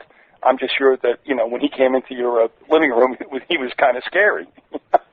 I would imagine, except that he always brought a huge gaggle of women with him, you know, and, you know, from the descriptions, that I've read, I mean, he just basically brought this troupe of young girls with him that would just pretty much do and service anyone that you know Manson wanted to get on the good side of. So All right. So in other words, he had a way of he had a calling card, didn't he? He had a calling card, yeah, a calling card that was very attractive to Dennis Wilson and his two sidekicks, Terry Melcher and Greg Jacobson, which was, these just young, attractive, adoring women who would cater to their every whim. All right, I just want to let people know, too, we've been talking with Dave McGowan. The website, Dave, is davesweb.cnchost.com. But, you know, the link always goes up. Your link always goes up with the audio. Not a big deal. But if you're listening right now, if you want to do that, you go to davesweb.cnchost.com. You can pick up all the newsletters. They're right there at the top. The website's also known as the Center for an Informed... For what? An informed what? America. America, okay. That's when my printer stopped. Oh, classy, isn't it? All right, no problem with that. Yeah, there's a couple, I should have parts 5 and 6 up in the next few days, hopefully. They're nearing completion, so. Well, I don't think anybody's in a hurry as long as, you know, it comes out and it comes out right. I mean. Some of my readers are. I keep getting emails. What happened? You were putting them out, you know, and now all of a sudden, I'm like, just give me a chance. I got to reboot. I got a lot of material to dig through and organize, and, you know. I want to make sure I get it right. I mean, there's so much bad information in all the mainstream accounts. I mean, you read something in one book, and the next day you read a different version in another book that completely contradicts the first version that you read. And I mean, trying to sort out the truth from the Hollywood mythology and legend making is I want to make sure I get it as accurate as possible. You know, I don't want to waste a whole bunch of minutes. And we got something else from 3 people that kind of resonate with the same question. I'm going to throw that to you. And I don't know we're going to have this time. But, I mean, that's why I say the series goes on. And as long as you're okay at your convenience, we can go on and you know, delve into some of these things. But, you know, I mean, when all this stuff was going on, I'm like 17 years old. But I'm following it through the Daily News, you know, when I lived in the New York area. And you look at this stuff, and, you know, to this day, you know, I try to think back as to how I just, like, assimilated all this stuff, or maybe I just offed it, because it was so bizarre.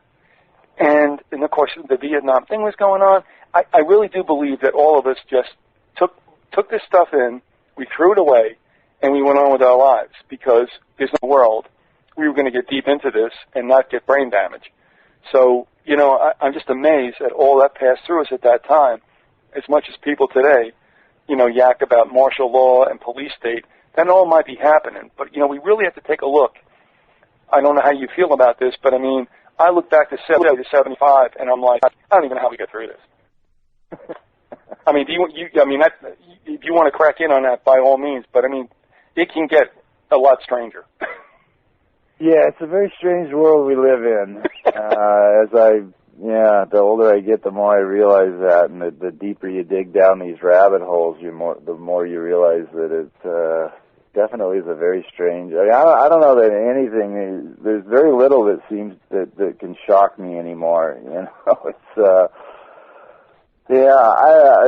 weird thing about the whole hippie movement is that it just seemed to happen so fast, you know, and I mean, how does that happen? That, you know, I mean, it had to start somewhere, you know, I mean, how do all these kids just all of a sudden end up adopting this completely different lifestyle that, you know, I mean, different hairstyles, different clothing styles, different music, and I mean, how did that just happen so quickly that all these kids just all of a sudden woke up one day with long hair and bad clothes, you know. But Dave, the thing is, that happened without VHS.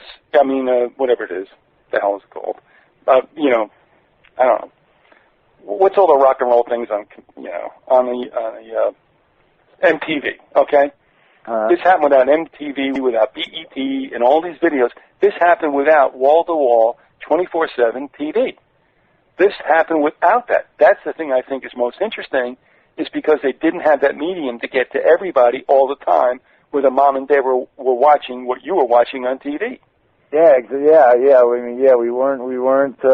we definitely weren't all tied in as much to this, to where we're all, the entire country, every remote corner of the country is now fed the same daily diet of crap, from our news and entertainment media and through the internet and whatnot. And yet it still just sprung up. I mean, just out of nowhere, all of a sudden we had this whole what very quickly became the largest countercultural movement in American history, just sort of out of nowhere almost, and it is very odd that it happened like that, I mean, why this sort of such a drastic countercultural movement, I mean, where everything about them was sort of foreign to small town, mainstream America. I mean, everything, their look, their music, their attitude, and, I mean, yeah, it's odd. It's very odd in retrospect that and let's hopefully revisit that in time to come. We got a couple of comments. One from Carpet Max said, "Hippie's got kids, married, and bored, and turned collectivist." Well, I can't argue with that. Yeah, pretty much. Yeah. Also, we got another comment. Doesn't Shirley MacLaine have nebulous family military origins or connections? Shirley MacLaine is Warren Beatty's brother, obviously, right. And he was again one of the young Turks that hung out with that crowd. His father was supposedly a psychiatrist, psychologist, or a psychology professor, or something like that. But I mean, he moved around in an unusual way. I think he was born in Alexandria, Virginia, I think. And what a surprise. Yeah, and then they moved to Norfolk, Virginia, the largest naval base in the world. And then after that, they moved to, I think, Arlington, Virginia, the home of the Pentagon. And so, I mean, his whole early life was spent hopping around between these little, military intelligence suburbs of Washington, D.C. So even though, his father didn't officially work for the military, but, you got to sort of, a lot of times you got to kind of read between the lines. Yeah. One of the things that surprised me really about this story is that so many of these people's military intelligence connections are right out there up front, because usually you do have to read between the lines. I mean, CIA and all its affiliated spy organizations, they're secret they operate in secrecy. That's by definition. So they don't advertise, their membership. So, usually you have to read between the lines and look, where did this person grow up, or, where did the family move around to, and what circles did they, travel and whatnot. But, so Warren Beatty's kind of one of those cases where, and Shirley MacLaine also, obviously, because she's his sister, it's one of those where you kind of have to read between the lines. But, the amazing thing to me is that so much of the story, you don't have to read between the lines. And if there's that many people there that have open military and intelligence connections, then how many of the other ones had hidden, military and intelligence connections? I tell you what, we got two heavy-duty questions. I'm going to ask you to just give, if you could, a cursory answer to them both. We can visit this later on, because I think you're going to come upon this if you haven't already, but we'll revisit this. One message was they had mind control, subliminal psychic messages put on records. Preston Nichols says this. He participated in this at Montauk. All right, that's one statement. Is there a possibility, whether it was backmasked or whatever, that there were certain things in there? I don't know. I mean, are we looking at something that was triggering to a generation that might have been medicated to some extent? It's possible. I have not really looked in any great depth at that aspect at all. I remember when I was a kid, the big backward masking controversy when I was, I don't know, probably in my young teens or something. I remember there was a big thing about it. In Led Zeppelin's records. I can remember me and my friends trying to spin a Zeppelin, old 33 and a third vinyl record backwards on a Woo! Make it talk. To see if we could hear, and a Beatles one too, to see if we could hear Paul's Dead or whatever the hell was supposed to be. I know. I remember doing it, yeah, but as an adult and as a researcher, I have not really, I haven't really looked into that aspect of it. All right, and that might come in time. And also, I do find it interesting though that they would plant that stuff in there, but that might have been a really great marketing scheme later on to get everybody to buy back albums. We can't overlook the fact that was a really good marketing gimmick. Yeah, I remember Stairway to Heaven supposedly had that. I can't remember. You, My Sweet Satan, yeah. Is that what it was? I remember playing the thing.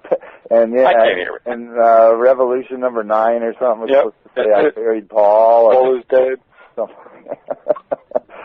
Yeah, well, we checked into it. I remember checking into it. I don't remember if we heard anything or not. It probably depended on our chemical balance at the The thing is, some of us never checked out. Okay, we got another good one for you here. This will only take about 3 hours to discuss. I love it. I wish these people would call in, but they don't. Anyway, I'm okay. Whether they're shy or they're at work, it's fine. Boy, I tell you, this is a good one. Are either of you familiar with the lore that early in the Third Reich, German scientists experimented with Nepalese and other indigenous shamanistic chants, combining them with repetitive percussive patterns in a quest to develop early NLP, which would be neuro-linguistic programming, and brainwashing techniques? It was suspected that they created proto-rock and rock and roll music before being ordered to shelve their findings. Might their research and results have been British war booty for Tavistock to perfect? Actually, Dave, that makes a lot of sense if you've come across some of the information that I've come across, the listeners have.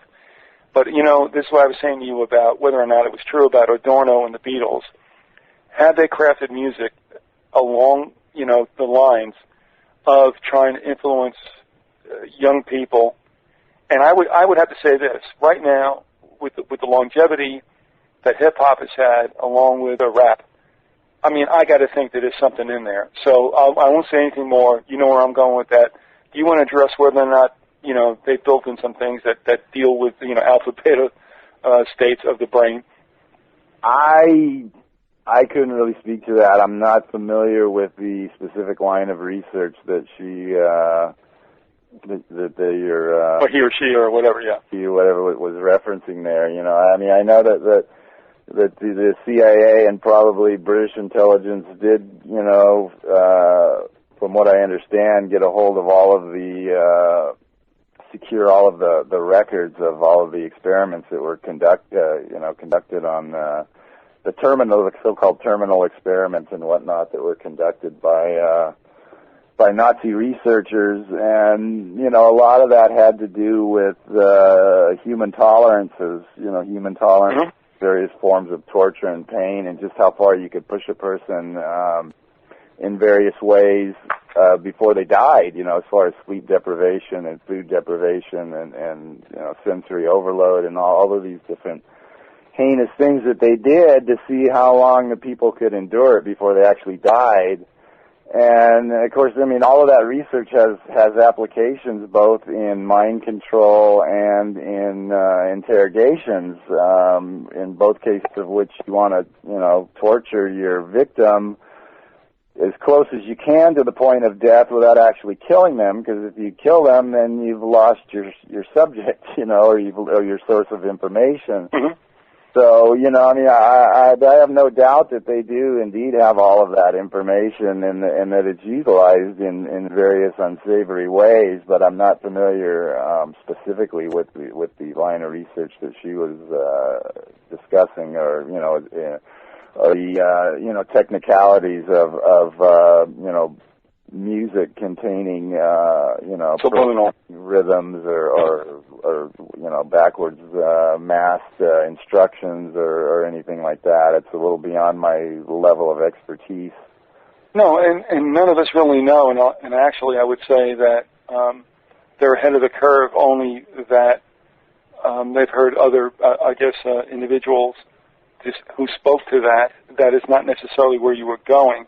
that might be indeed where you wind up. But, yeah, I didn't want to jump you with that, but there seems to be something going on, and yet none of us really know, and nobody's really come out to say, look, what's going on here is definitely a trigger. Yeah, well, I mean, what's this guy, Augustus, the big acid guru of the 60s up in San Francisco that had all the military and intelligence connections, had served as an intelligence officer, and his family history contained, like, all these, high-ranking officials and whatnot. Augustus Stanley, was that Owsley? Owsley. Okay. Yep. Yeah, he was, he started out, I believe, as the Grateful Dead's sound technician. He was the one that That's right. Sort of shaped their sound, and he had a background in, psychological warfare and intelligence operations, and then he became the big acid producer and distributor that showed up routinely at all the big rock festivals and handed out, massive quantities of free drugs to people. And yeah, so he started out and there were other, as I recall from Martin Lee's book, Acid Dreams, I believe there were other people that were involved as sound technicians for some of these various bands that had like these intelligence connections. So, it is quite possible that they were tailoring a specific sound, or a specific pattern of sounds or specific rhythms or, whatever the case may be. But, again, I just don't have the technical knowledge to really address that in any sort of, scientific way. No, and you need not. But it'll be interesting as you go, through your research, whether that'll come up, and not even if you want to delve in that, but if you actually, that does ding up more or less where your research leads you. I think we can admit, though, David, and we're running, about 3 minutes left to go, that certainly this didn't happen on itself, did it? I mean, I can't speak for music during the 30s and the 40s and what they were hoping to get out of that, but I'm assuming that, perhaps 60s and 70s music probably had some kind of embedded edge that music before it did not have. What's your thoughts on that? Well, it certainly was a revolutionary new sound. I mean, it didn't sound like anything that had come along before. It was, it wasn't like a continuation of what had previously been considered, rock music, as in the, Elvis Presley, Everly Brothers kind of mold, So, yeah, I mean, it was a completely new and different sound, and it was a completely new and different look that the hippies and flower children had, and this simultaneous mass infusion of drugs, into the counterculture. Just there was a lot of things that were completely, new and different that all sort of came together all at the same time, which is, very odd. That to my mind, that all of these elements would just sort of spring up, simultaneously all at the same time. And across, pretty much across the country at a time like, as we were discussing earlier, we weren't sort of all plugged into this sort of mass consciousness. Mm-hmm. Let me ask you this. If you were to look at one group that you felt probably had the most influence in politically affecting rock and roll listeners' minds, what group would you think? Off the top of your head. I guess it would probably be the Beatles.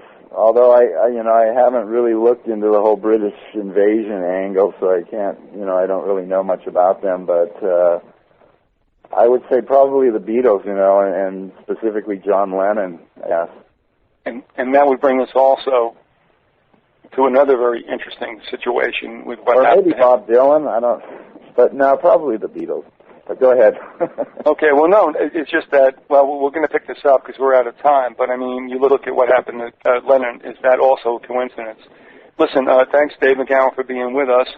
Folks, you can go to his website, and you'll see the link on my site, and you can plug in to see what's going on here. Dave, thanks a lot for being with us, and we'll talk in the near future, bro. Oh, definitely, yeah. I mean, there'll be many more parts going up, and if you see something you want to talk about, I'll be more than happy to come back. Remember those words. We'll be back. Thank you very much, Dave. All right, thanks. All right, bye-bye. All right.